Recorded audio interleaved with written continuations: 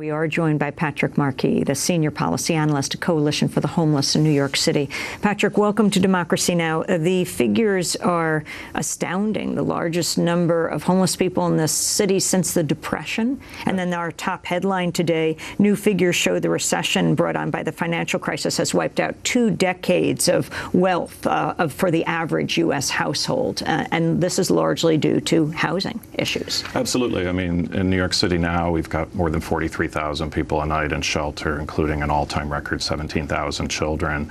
It's a 10% increase from last year.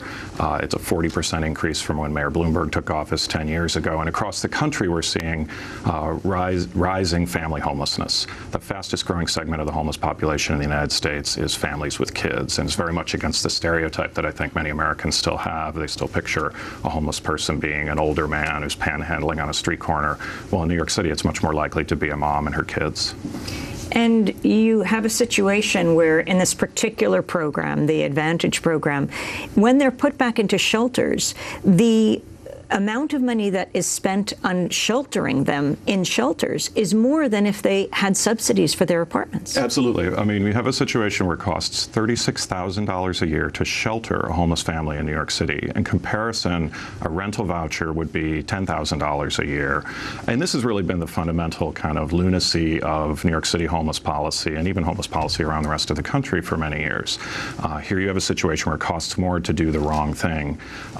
We are now facing a situation where Mayor Bloomberg has refused for years now to utilize federal housing programs which we know work to reduce homelessness, which worked under previous New York City mayors. Even Rudy Giuliani himself utilized federal housing programs to help families get up and out of shelter and secure permanent housing. And here you've got Mayor Bloomberg refusing to do something. And here you have a mayor who himself is a billionaire, one of the wealthiest men in this country. Yeah, and I do think it comes from a mindset that we've seen in this administration. They refuse to see that this is not a problem of behavior, of people making bad choices, all of these things.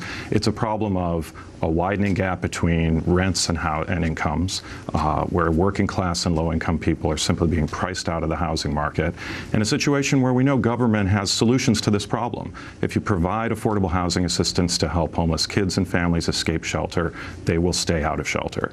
And it's something that has worked in New York City under previous mayors. It's worked around the country, and certainly we see it in Western European countries, in Canada, in other democracies and other industrialized countries where they have a stronger affordable housing system for low-income people.